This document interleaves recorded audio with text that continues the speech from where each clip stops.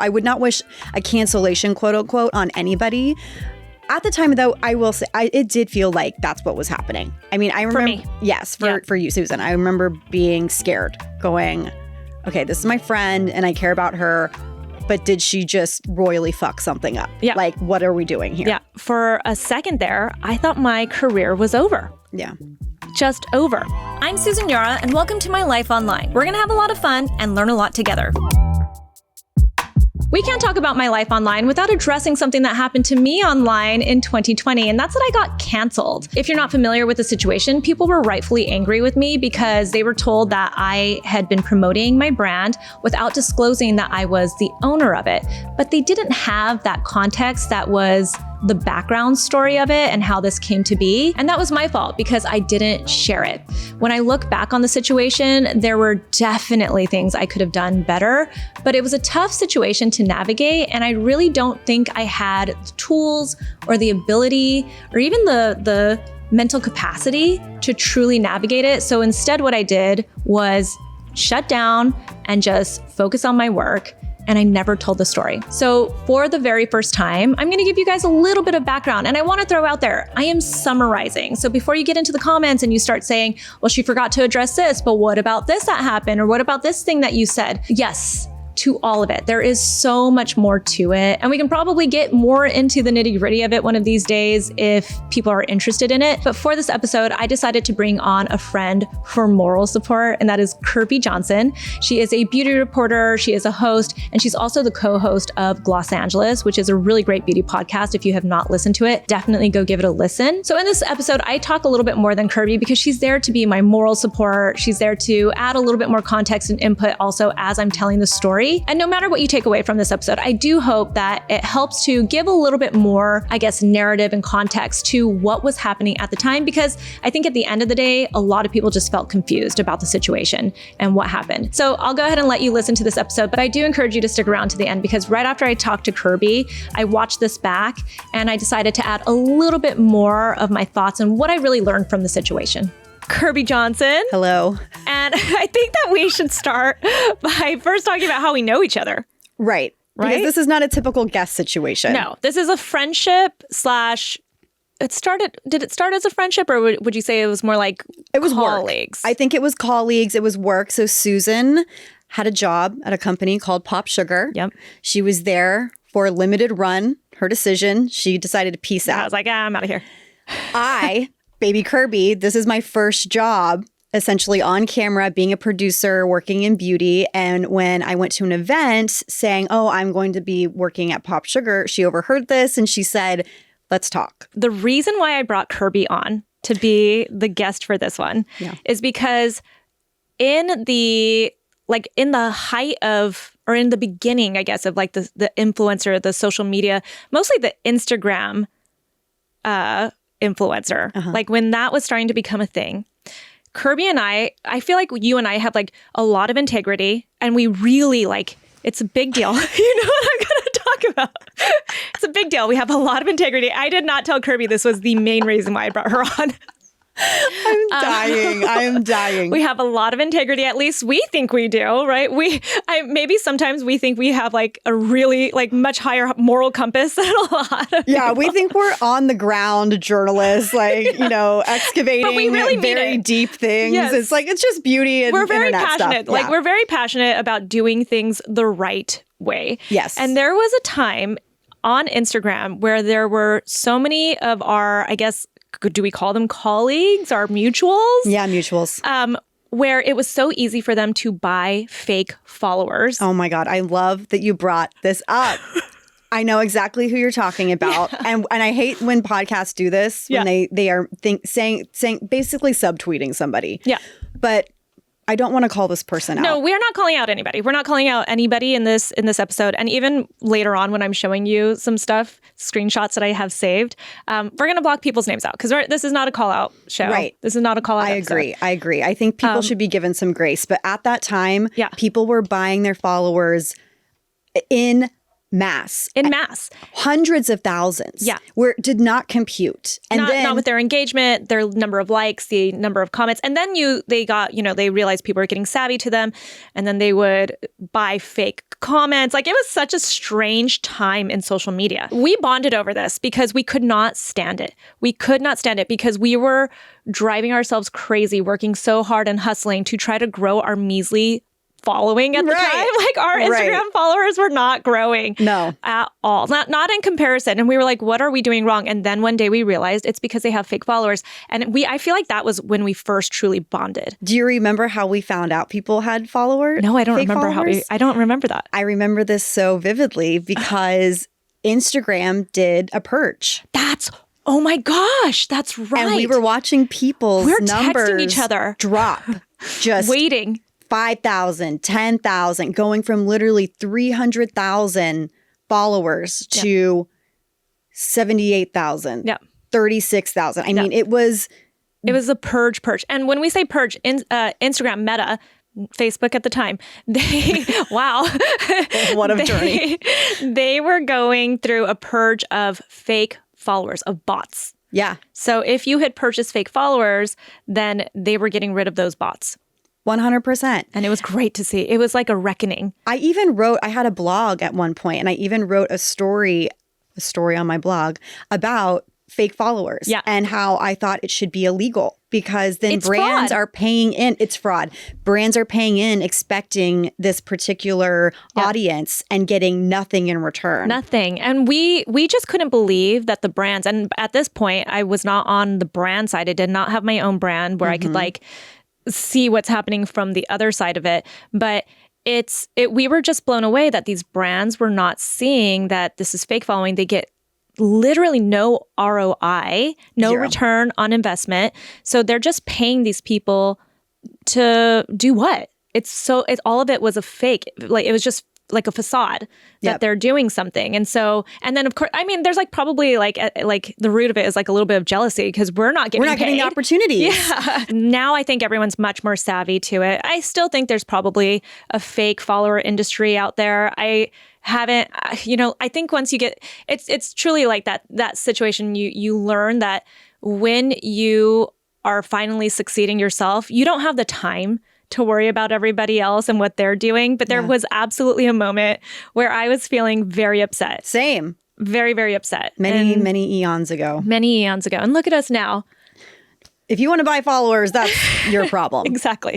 So the reason why I bring this up is because, one, there's this integrity thing, right? And we know that I'm giving some context as to why would we even call it being canceled at this point? I guess so. At the time, it felt like a cancel. It was a cancellation. Yeah. At the time, because I remember a year or two later, I said, I'm writing a story. Do you want to talk to me it's about cancel culture, essentially. Yeah. And you were like, I want to wait, which I respect.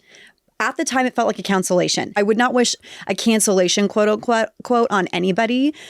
At the time, though, I will say it did feel like that's what was happening. I mean, I remember. For me. Yes, for you, Susan. I remember being scared, going, okay, this is my friend and I care about her, but did she just royally fuck something up? Yeah. Like, what are we doing here? Yeah. Now that I've gone through what I've gone through, I definitely would not. No. Wish that on anybody because people are ruthless. And I will caveat and throw out there, I think that people do need to be held accountable for certain things who absolutely need to be removed. They should not have a platform. That goes without saying. And unfortunately, you have to say that because of cancel culture. Yeah. It's amazing how people can take something from the internet, say it, and there are people that will believe it without ever confirming it. The benefit of the doubt is gone. Yeah. People are they take everything at face value. If you said it, then you meant it in a certain way. Yeah. So let's just go ahead and get into my story, some context. Because I think that there has, for years now, since 2020, there has been a lot of context missing as to what happened with me. I'm making it short because we don't have 3 hours to really get into the details here. Yeah. I'm just trying to provide some context. I'm not saying that I wasn't in the wrong because I'm a human being. When I feel like people are attacking me, just like any other human, your reaction isn't to be like, oh, you know what? Let me sit down and think about what they might be going through. Instead, you're like, if you think you're not in the wrong, you kind of go, you get in the defense, you go onto the defensive, right? Yep. You're just like, well, let me show you. And if anything, I'm the kind of person that's going to taunt you. Yeah. Susan's a Leo. Let us not forget this. I'm a Leo, yeah. So like, if I think that you're trying to harm me, I'm going to meet you where you're at. Right. And so Susan will not cower. I will not. And I still won't. It's like there are pros and cons to it.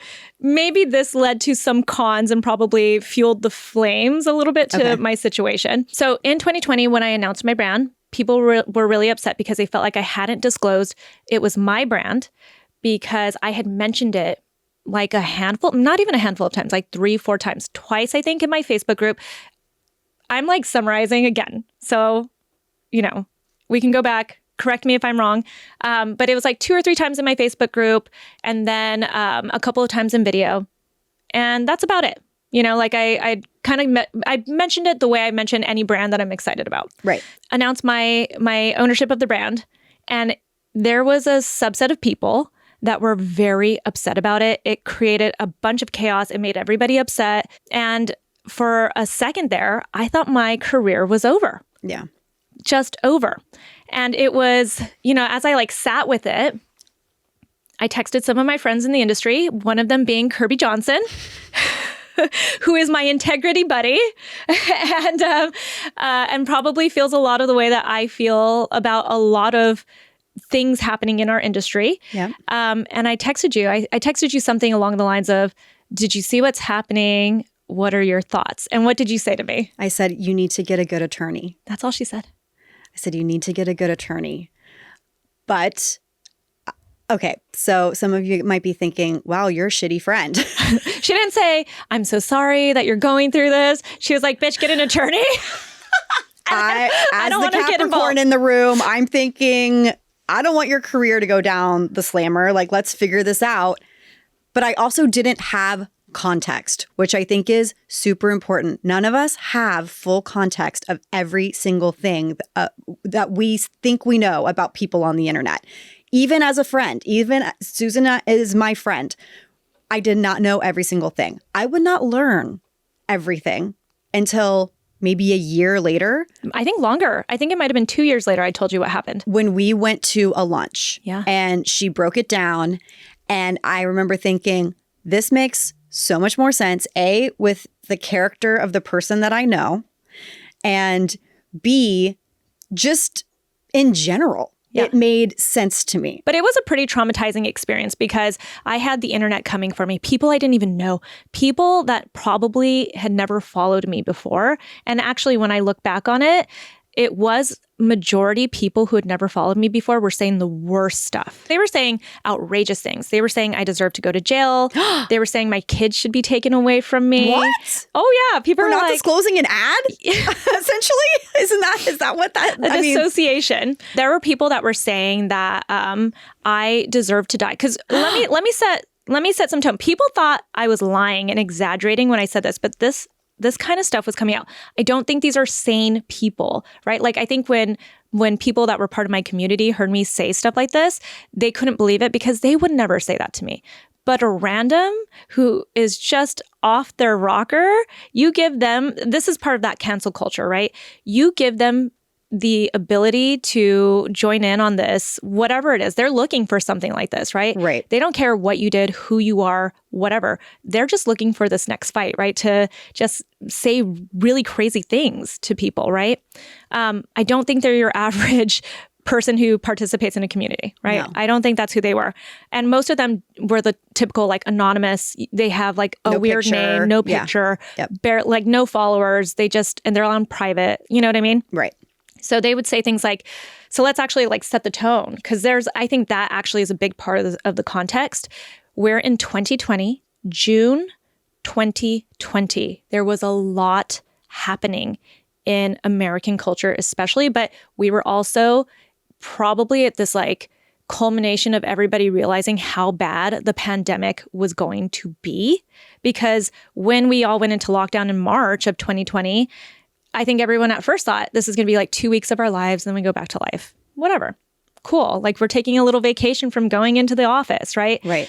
And then when it continued and continued and continued and everyone started going stir crazy and there were real issues that started to bubble up because we had the time to pay attention. Yeah, we had nothing right? else to do. Nothing else to do.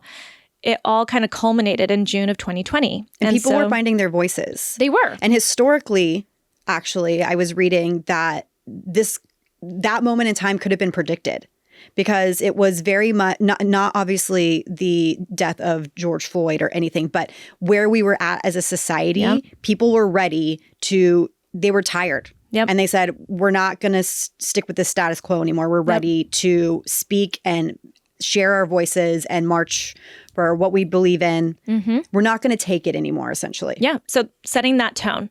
I also, by the way, had an infant baby at home, which people really do not give grace to. No. Like if there's any time in your life, it's when you are a new mom. This was my second child, so I at least had that going for me where it wasn't all brand new, but I was absolutely not sleeping. My 4-year-old still does not sleep. Were you in LA? Still in LA. Okay. Yeah. I was living in LA in the lockdown, just like everybody else. And I think this is where things get interesting too, is I think people forget that my YouTube channel had been around for a while, but really it was only 2019 where I felt like my channel had really hit its stride. I agree. Where I was starting to grow. My reaction videos were starting to become a thing. Yep. You and I were texting about it. Like I remember you texting me something like, you did it. You found your thing. Yeah. Yeah. You found your thing. Yep. And I was like, it's happening. And then then I have a baby and I'm in my own lockdown basically because I'm on my own self-imposed maternity leave. And then, just like when I'm ready to start getting back into the world, the pandemic happens and we go into lockdown. So I really had no context to how big my channel had grown and whatever, message I was spreading with skincare. I don't think I really had context on it. And by the way, I was not rich. I wasn't, right. And I think that's what people just assume. If you are a content creator, you have a decent size following, you must be so rich. I wasn't doing bad. Don't get me wrong. I was doing really good. This was definitely a career. I was going to stay on this. Yeah. There's no going back to the corporate world on this, on the stuff that you're making, the money you're making as a content creator. But I was only just starting to get it. I was only just starting to really fall into place because the year before in 2018, Anna, who's our producer, can confirm, we were actually at a loss. We were losing money because we had highly produced content and we were spending money that was making us lose money. So we were actually trying to figure out how to redo things and make money. So in 2019, we started to make money. Yep. And so people just think you're rich. And because of that, I think people are harsher on you. They think that you have no consequences if you're rich. Right. So I think there's also that part of the context.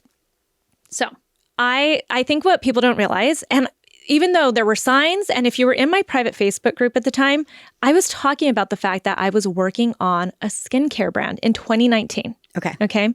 So I was working on a skincare brand. I laugh. Anna and I laugh all the time when we think about the audacity we had to think that we could probably start a skincare brand on our own and bootstrap this. Because we saw other people do it. If they could do it, we if anyone could do it, I have to tip my hat. But we thought so. And honestly, we were doing it.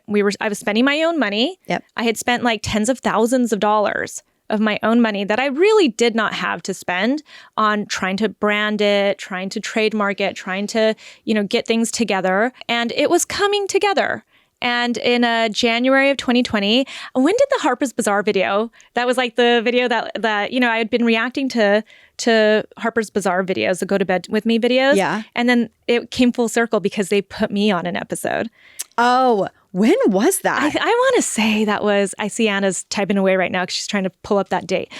I actually featured a product that was potentially, and people guessed this too. There were people saying is that going to be one of your, are you going to be launching that? And I didn't say yes, I didn't say no, but I had a micellar water, which it caught everyone's attention because I was a double cleanse queen. Right. So the fact that on my Harper's Bazaar, and I actually regret it, you have regrets. Yeah. I featured this lab sample of a micellar water that I was playing around with and considering if this was going to be part of my brand or not. And I really wish I would have just done my traditional double cleanse because that is my signature, but I didn't. And that's a whole other story. So it was January 2020. Okay. Anyway, so there were signs that I was working on a brand. And if you were really part of my community, you knew it. But in February of 2020, I get this email from the person that I was working with that's helping me put my brand together. She was the person like in contact with our contract manufacturer in Korea. Okay. And essentially what happened was this contract manufacturer was like, there's this virus going around. Don't know if you've heard about it. It's in the news. I think in February of 2020, we were all aware that there was something weird happening with the virus, with COVID. And they basically just put a stop to it. In just an email, it was like, this is over. If you want to pivot and launch hand sanitizer for your brand, we're in. Otherwise, we have to put a stop for all new clientele. And it was crushing because I didn't know what to do. Right. I sat there and I was like, wow, that was a lot of time and money wasted. And that could just be over in an email. Yeah. And people don't even think about that. Over in an email. But I'm not a quitter. I'm not a quitter. So immediately I start contacting every single person I know in this industry who works behind the scenes of brands. Right. Everybody. And in the midst of that, probably in like March at this point, I get in contact with the man who would become my business partner and investor. Okay. And I literally sent him, we were a week or two into lockdown, I want to say at this point. I had received in PR, and I'd been loving the brand that he had started. Okay. Which would eventually become my brand. Okay. And I was obsessed. So I get in touch with him because I had questions on how, like, where is he having this made? Why is it such high quality? And how do you have such a good price point? Right. Because even when I was working on my own thing, I just couldn't get it to that price point. It was just not going to happen. And so I wanted answers. And then I also wanted to then ask him to invest in my brand. Yeah. I want your money. Yeah, I want your money. But I was doing this across the board. Like, I'm a hustler. I am going to go after what I need to get, right? He wasn't the only one you were dating. Absolutely not. No. And so at this point, I had already mentioned the brand, done all that stuff. As everyone, like, now I'm starting to get into context where everybody can like put some timelines together. So of course I am courting this person, right? So I am doling out advice. This brand had just launched, right? It was the prior year, right? It had launched as a soft launch on Amazon with just a few products on Amazon, so they could just test the concept, see if it's working. Okay. Right? Yeah. And I want to say it was February of 2020 where they really truly launched it. Where they like decided to like start some sponsorships, send it out to influencers. I was one of those people that got it, February 2020. I also had prior relationship with this person, with my former investor and business partner. So I already respected him. So I just, I'm giving him advice on this brand. Already trying to like shape it because I want to show I've got some knowledge, right? Like, I know what is going on here. And I'm like, I would love for you to invest in my brand. So fast forward, I had no idea that I was going to ever own this brand. Right. At this point, right? Mm-hmm. Fast forward to April, probably like end of April. And he says to me, now we know we're in lockdown. And now having a brand new D2C brand sounds like a terrible idea because now everything's coming to a crash. And for even a second, I don't know if people realize this, the real estate market had dropped. Mm-hmm. It was like March and April were one of the best times to buy a house. Totally. Because everyone thought that everything was just going to go to shit. Right? So he says to me, you've already helped shape this brand. Like, we've already started making changes according to what you've told us, what you've shown us. He's like, I feel like this brand is starting to take on a true, like, it's starting to shape, like you're shaping it. Instead of working on two separate brands that are essentially conceptually like the same, why don't we just work on this one brand together? Look at what's happening in the world. It's one of those situations now, like, I feel like now we're starting to get all these stories that come out of like decisions that were made that would seem rash in a normal time, but in a lockdown where everything is uncertain and it seems like the world is coming to an end. These are decisions that people are making. People are moving in with each other, even if they barely knew each other. Like, people were divorcing each other. People were like, oh my gosh, like the world was coming to an end. Brands were like, was this terrible that we started this? What do we do? So it made so much sense. Like, we always say this, like in a different situation in outside of the pandemic, we would have taken a year to get to know each other before we would have even begun thinking about really working on a brand together, because it takes some trust. Mm-hmm. But in this situation, everything just fast forwarded. We were at home all the time. I was constantly talking to him every day, every minute, late into the night, sharing ideas, because in a lot of ways there was this like creative inspiration that came from being in lockdown, at least for me. Maybe other people have other experiences, but for me and for him, it clicked. And so he's like, you know what? Your brand. Let's do this. And this was I thought about it just for like a night. I was like, I think this is hard for people to comprehend how that could happen so easily. Right. But when you think about the context, when you think about the time that this was all happening, it makes sense. Yeah. It was right. It just felt like the right decision. Next day I told him, let's do this. Let's do this. And here's where it always blows my mind. People who, they thought they were being like sleuths. Like they thought they were being investigative. I remember something about this time that. Yeah. People like really thought that they were doing some good investigation, but they were not, because if they'd looked closely, they would have found my trademark applications for the other brand that had happened in 2019. And for people that are watching this, you get to see screenshots of proof of those trademarks that were filed. They were denied.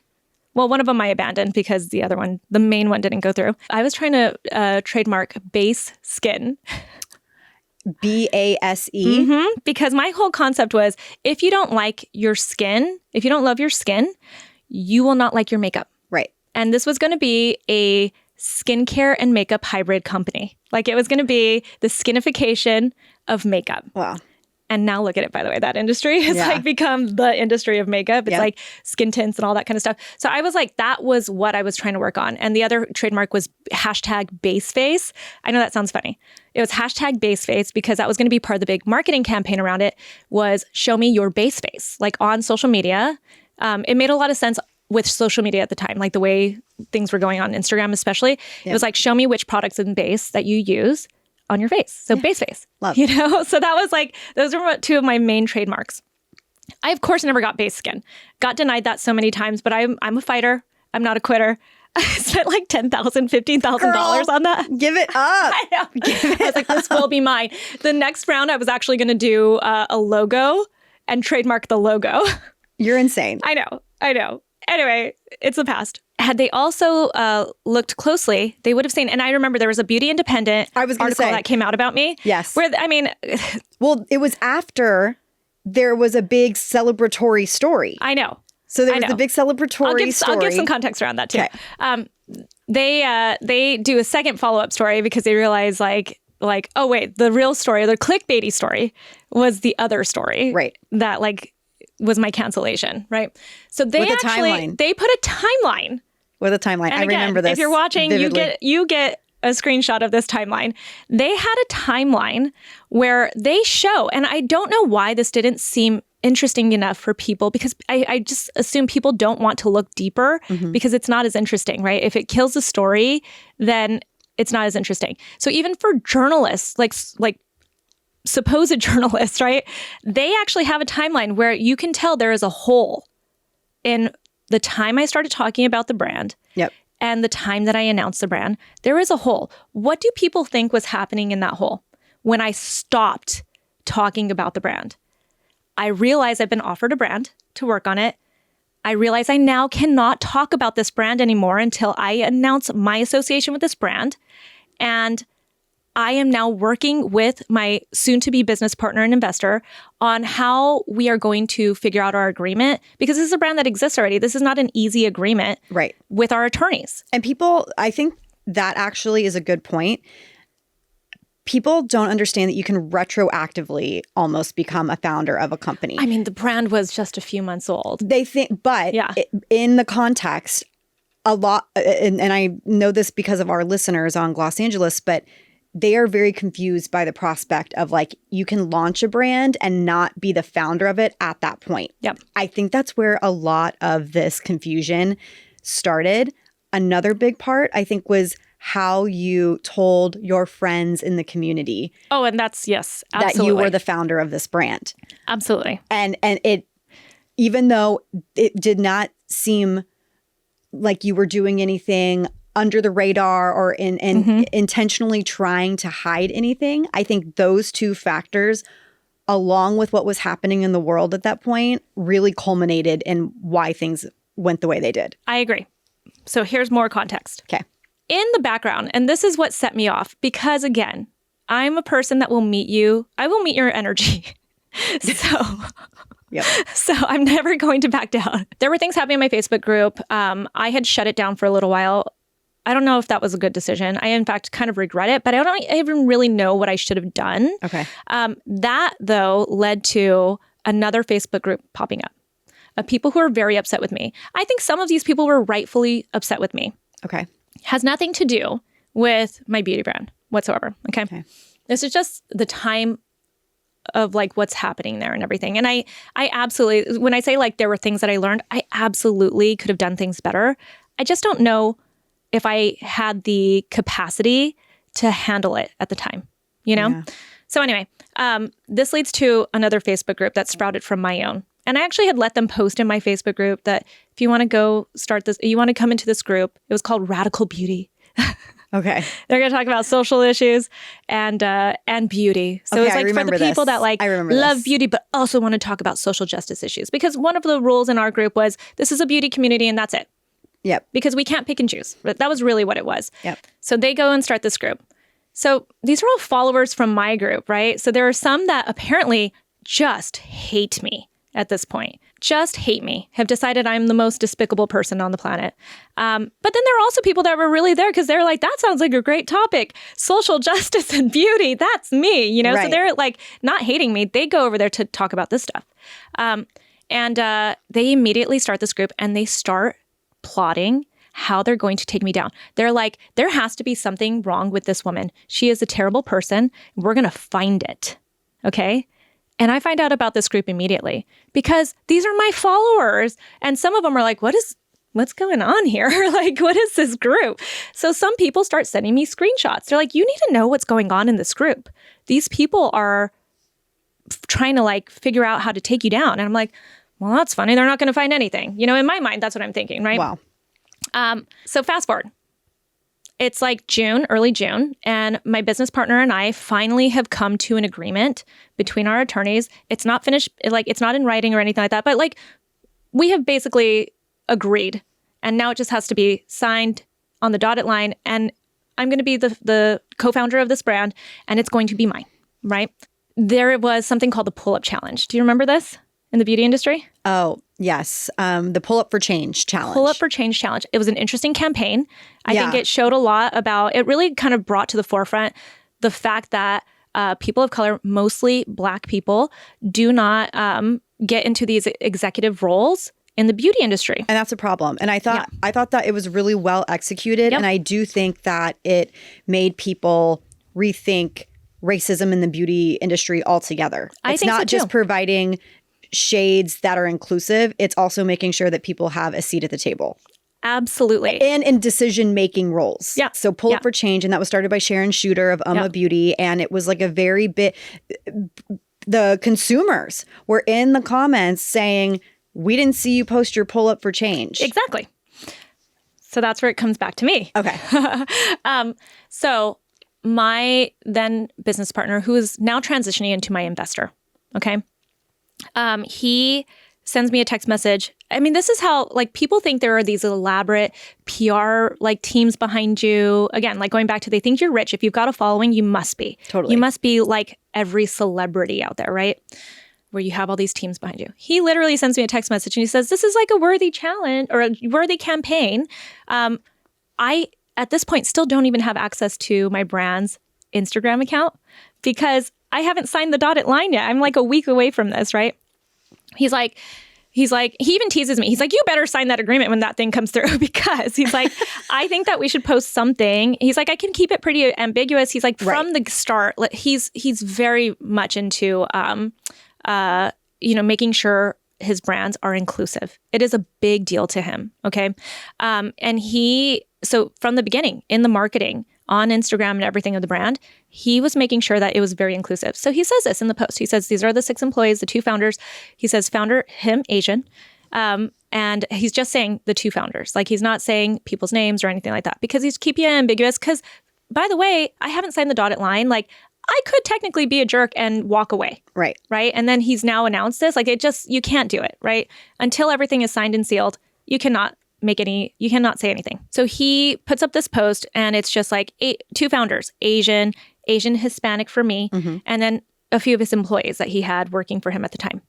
And he even says it's a beautiful short message. And he's like, inclusivity is like in our blood from the start, XYZ. That post goes up on Instagram. And I remember I sent him a text message, and I was like, there aren't a lot of Asian Hispanics in this industry. And he goes, oh, come on.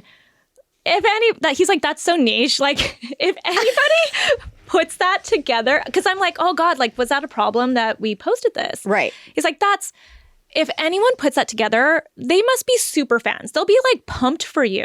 This optimistic, you just can't even imagine that people are like out to get you. Like, that's going to be their go-to. Little did he know that would be used in the timeline. And that would be used in the timeline. It absolutely would. And hours later, a Reddit post goes up, and it's like, not Reddit. Conspiracy theory. Susan Yara has owned the brand. What was it on, like Blog Snark or something? I can't even remember. Whatever. I don't even remember. But I'm scared of Reddit, so I do not get on there. I don't either. No way. No, my team will sometimes tease me because they're always like monitoring and stuff, and they'll send me like screenshots of like comments that people make that we have a sense of humor. I don't normally take comments and stuff like that too seriously, especially when they're just like straight up rude, because I don't know. It's not real. The internet's not real. I don't know. It is not. Like, who has the time? What normal person has the time to be so mad at people online? They would also never say it to your face. 100%. And so anyway, hours later, this conspiracy starts up. People start posting about it. When I say people, one specific person, there was like this head person who just was on a mission. And I'm going to start showing like screenshots on the screen for people. There was this one person, I'm going to block them out because I like to think that these people thought they were really doing something. Yeah. Like I want to say that like they felt like they had that same gut reaction that you and I would have when we like bring our integrity to the table and we're like, the right thing should be done. I like to think that that's what they were doing. Yeah. So I'm not like, I was mad at them at the time. Don't get me wrong. Super mad.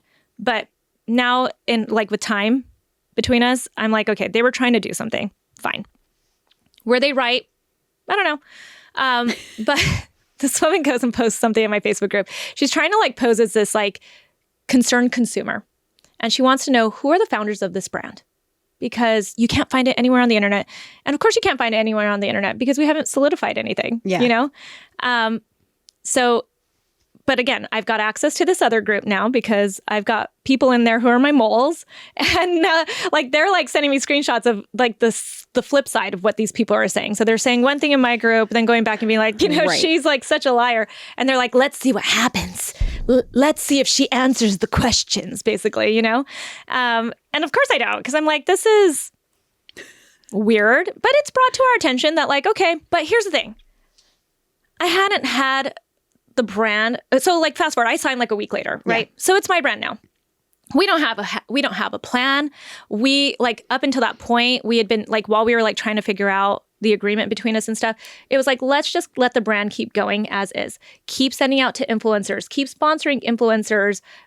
Maybe we will make a big splash of it when I'm ready to announce my involvement, but I want to have gotten involved more with the brand. I want to have done even more. Like at that point, some of the language and copy about the brand had started to change because I had wanted that to change, right? Yeah. Some of the other things that started to change were just like the way, and this was actually, the brand would probably have done this with or without me, some reformulations. It's just like already starting to evolve because it was a baby brand and now it's starting to like, okay, let's make this a serious brand. Yep. There were all these things that I wanted to do before. And so I had no intention, and see, people took this the wrong way too, because I said this in my video. I had no intention of announcing it when I announced it because I wanted time with my brand. I wanted time to like really be able to build it. And you know what? now in hindsight, I understand how people took this the wrong way, but I said, I don't want it to be seen as an influencer brand because that seemed like it had a stigma to it, especially back then. Now times are changing. But back then, to be an influencer brand almost seemed like a kiss of death for a brand because that meant that it was going to not be taken seriously. Right. So I was trying to build a legitimate brand that had some really great formulas it was going to be like the brand for people, all the issues I'd seen in the skincare industry, prices that were way too high for people to be consistent, to really take their skincare seriously, formulas that weren't as good for whatever reason, just all these little things. This was going to be the brand, right? I was so excited, so proud of it, proud of myself that I'd convinced this person to literally hand me his brand. Right? Yeah. Like, trust me, this felt like a big deal. So we still we're trying to figure out what we're going to do, and we start realizing they're getting super hardcore now that they've pinpointed something that seems to be interesting enough. Maybe this is the thing that they can take me down with. They start going hard. And when I say they, it's really this one ringleader. She starts to contact the media with this conspiracy theory. Okay. She starts DMing anybody that the brand account follows and straight up asking them, do you know who the founders are of this brand? Just being just a lot of audacity. Yeah. She gets a bite. We're watching this all happen because, again, I'm getting all the screenshots. And we're like, this is so weird, but carry on. Do whatever. We just got to we're a business. We can't take this too seriously because this is some weird, rebel group. It's small. What's it gonna do? I know. And you got to think they seem like they really felt like they were doing something. She gets a bite from a reporter at Into the Gloss. That person tells her, you know what? You're right. This does seem weird that there's no founders mentioned. I know the PR company that my old partner had hired, right? I hadn't even hired them. I hadn't even worked with them yet. By this point, I already own the company now. It's been signed and sealed. So we're a weekend. It seems like this is over a long period of time. This is days. This reporter goes to our PR company and says to them, and they trust her because they've built a relationship with her. This as a reporter.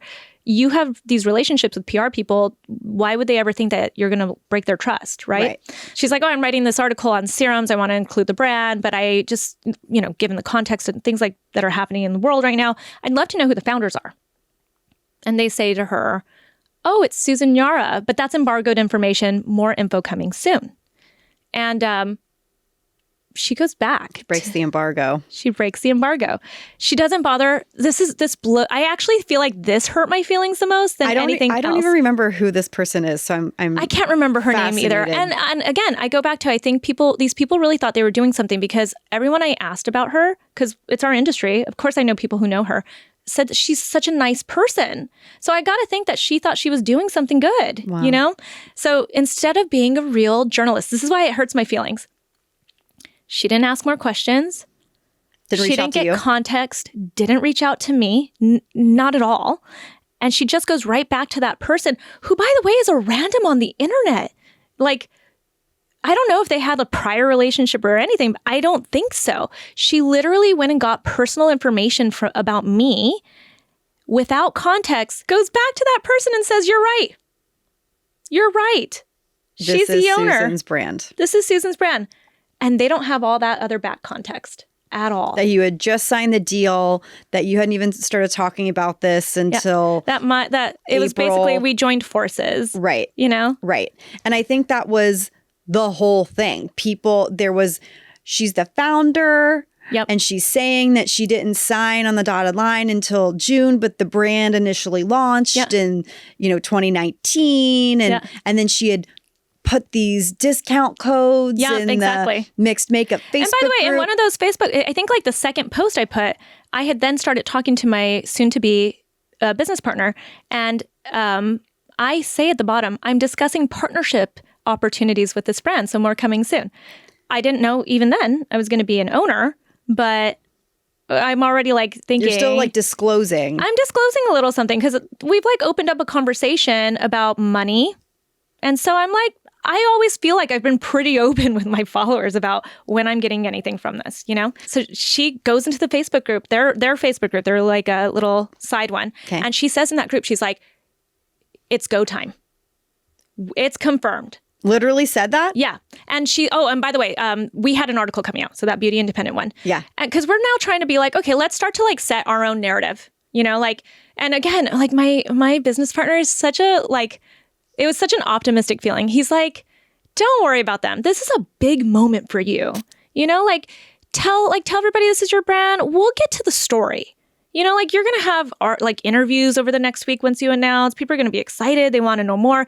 You'll be able to tell people how we met. And like the whole story is going to come together. And you can't imagine that people that you actually think are pretty terrible are going to like really go this far, right? But again, I meet their energy. So I'm taunting them throughout the whole thing. Like there was this post I remember, what's on V's, she made a post like, what's a brand that's still worth it or something? And I put my brand because I knew they were going to see this. Oh my God. I'm Why a taunter. did you do that? I don't know. I told you I'm not faultless in this whole situation. Okay. I'm especially not faultless because once I see that they've gotten this response from a reporter, I'm like, you know what? I have to do something. So we go to what was kind of what I was probably going to do. And this is probably what made me feel the worst in this whole situation. I go to my friends in the industry, my other social media friends, and I don't even give them context. I don't tell them what's happening because I can't imagine how big this is going to be. Right? Right. And I film this so quick, get them on Zoom, announce to them that this is my brand. And they're shocked.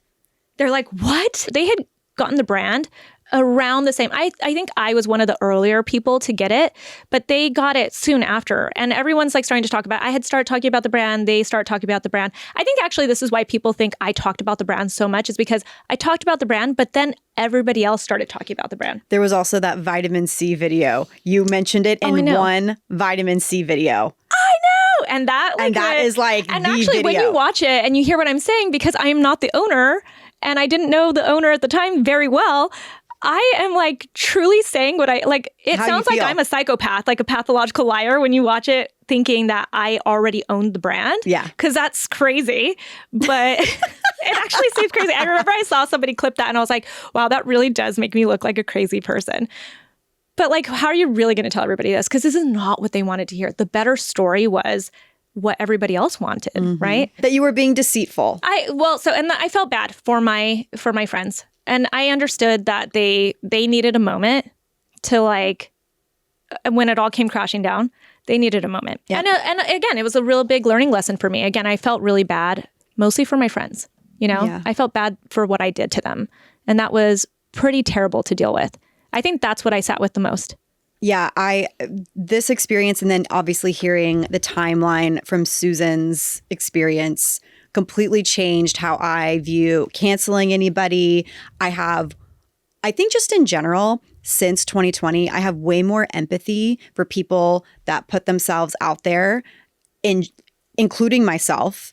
I used to be terrified to do anything on the internet because I was afraid that someone would take something I said, not give me the benefit of the doubt. Because you'd seen it. And then end up I didn't feel emotionally strong enough to be able to handle something like that. And I also think that now, you know, I'm 37, so I'm one of the adults in the beauty industry, yeah, me too. Which is something that actually was kind of used against Susan in a way. I remember somebody saying, I can't believe Susan did something like this. Like, you're one of the adults in this industry. Yeah. And it's true, but also that person didn't have context either, as I didn't. But I don't know if it could have completely broken you if you were younger and you didn't have Susan Yara's personality. But I, at this point, I believe everybody's human. I hope everybody feels the same way. Everybody's a human being. Everybody makes mistakes.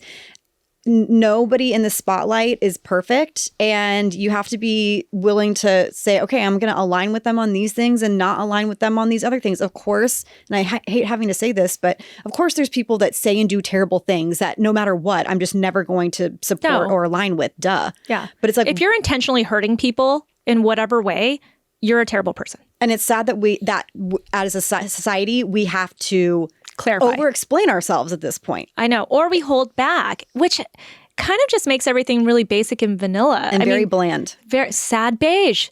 Maybe that is why that's our generation. We're going to be known as a generation of sad beige. Sad beige, because we don't want to rock the boat. We don't want to rock the boat. We don't want to be, you and I have these personalities. When people meet me, they're like, whew, she's a big personality, right? Like you're a big personality. It's the reason why we're probably online. What's hilarious is that I have a more mellow personality around Susan. You do? I feel like because Susan's personality is so big, when I come in, I chill. I'm like, all right, Susan, take the lead. I'm here for the moral support. Anyone else, I am the big, loud personality. And I see it. I think when you are a person that is talkative and has opinions and things like that, this is not a novel concept, but you also get the brunt of a lot of the negativity. I co-host Los Angeles with Sarah Tan, and she is the more diplomatic, the more even-keeled, the more, chill.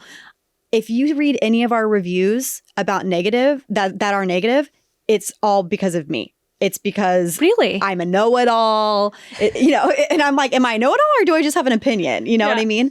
And by the way, this is probably why your podcast continues to grow after 5 years. Yes. And it becomes bigger and bigger is because this is also what people find entertaining and they learn from. Totally. And I think you have to keep in perspective. So anybody listening to this, I hope that you guys truly, what I did is I actually started reading less on the internet. I stopped trying to know everything about everyone. I found, to your point, Susan, it was actually causing me to not be myself and to hold back because I was afraid of saying something and then having people be like, well, do you know that person does this? Mm-hmm. And now, honestly, even though I am a reporter and I'm supposed to know a lot of things, I'm like, I did not know that about that person. I didn't know the personal life of that person when I'm talking about a brand founder or whatever. Right. Well, gosh, how can you do your job if you start digging into what every single person that you interview is doing or whose brand you're using or who you're watching on TV? It's just, you're always going to find something because we're human beings. Yeah. We're human beings. And people make mistakes and then, some of us do bad things. And if we try to correct, if at all possible, I think that it would benefit everyone to just, you can scroll on TikTok, you can engage in an Instagram photo or whatever you want to do, or please comment on Reels, please. Mm-hmm. But please, we need the engagement. Reels, do it. But I don't think doing these deep dives of every single thing that this person has ever done or said is really, especially when you don't know them, it's giving stalker, it's giving weird. I truly feel like I am better not having. I am too. I knowing less. That's been my perspective. Less is more. Truly. The past 2 years, the less is more approach has really improved my own mental health and also I think has made me smarter. Yeah. I think it just goes to show, again, I don't think I'm perfect. I don't think that I was faultless in my situation, but context also matters. And and when we don't have that context because of our parasocial relationships, we need to always remember that. I feel like we could talk about so many topics. You're probably going to be like a regular here, like giving commentary on the creator economy because you have so much insight too. And we just like to gab. We love to gab. And I love to talk about the state of the beauty industry. I like to dig a little bit deeper about what's going on and why we're seeing certain trends or certain products and things like that. So, well, you can find her on social media. She is Kirbie Johnson. Kirbie Johnson, Kirbie with an IE. Mm-hmm. And then your amazing podcast. Los Angeles. Come hang. We have an amazing seeding program. If you want to try products before they launch, come hang out and you'll get them. All right. So now that you've watched that and you have a little bit more context of what was happening behind the scenes, I want to make sure you know, I don't think I was faultless in the situation. I definitely think there were things I could have done better. And I apologize for that because I really should have been the bigger person in the situation. I do want to remind everybody, I am a human being and I'm a defensive human being. I fight for myself a lot. It's just who I am. And that doesn't necessarily mean that it's the right thing. But when I look back, that's probably how I was feeling in that whole situation. When I took a step back from that situation, because really in the heat of the moment, it felt like my career was ending. It felt like I had just done such a stupid thing. It was so stupid, really, because I could have handled it in such a better way. But instead, sometimes I'm just so stubborn. I don't know why. This is who I am. I don't know why. I could have probably handled it in a much better way. And when I took a step back and then came back to social media to just see where it was, pick up all the pieces, I realized I had underestimated my community. And that was such a huge mistake, because when I started to really pay attention, I noticed I had all of these loving messages, these supportive messages in my DMs, in my comments, in my Facebook group, on my YouTube videos. There were all these people that were saying to me, I support you still. Whatever it is that happened, there seems to be something more to this. Or even if I don't fully understand what happened, I'm so excited for you. I'm so excited that you are accomplishing your dreams. You're doing what you wanted to do, and you're putting out this amazing skincare brand. There were just all these incredible messages. And it was really hard to understand this, because you can't help but focus on the negativity. But in reality, there was a lot of support. So overwhelming, actually, that when I really, really paid attention to it, my first thought was, why didn't I just talk to everybody? Why didn't I? And I still, to this day, it's a regret that I should have just talked to my community and just said what was happening. And I, to this day, will always remember that. This was the biggest lesson that I learned from this, was that I have a community and they will listen to me. And if you're just honest, even if you feel scared about it, even if you feel trapped, even if you feel like it's just going to be turned around, just say it. Because that's what everybody wants. They just want to know what happened. I wish I would have trusted in you and just told you what happened, because it would have been so much easier and so simple to just trust and say, hey, you guys, this is what's happening in the background. And I hope that you understand what's been going on, and it gives you some context. So I know I waited way too long to tell all of you guys what was happening. And I apologize for that, because I really will always regret not just trusting in you, because I love you and I wouldn't have been able to get where I am without all of you. So thank you so much. And I hope that this gave you a little bit more context, even if you're like a little late, but it's something. So I hope this was helpful, and thanks for listening.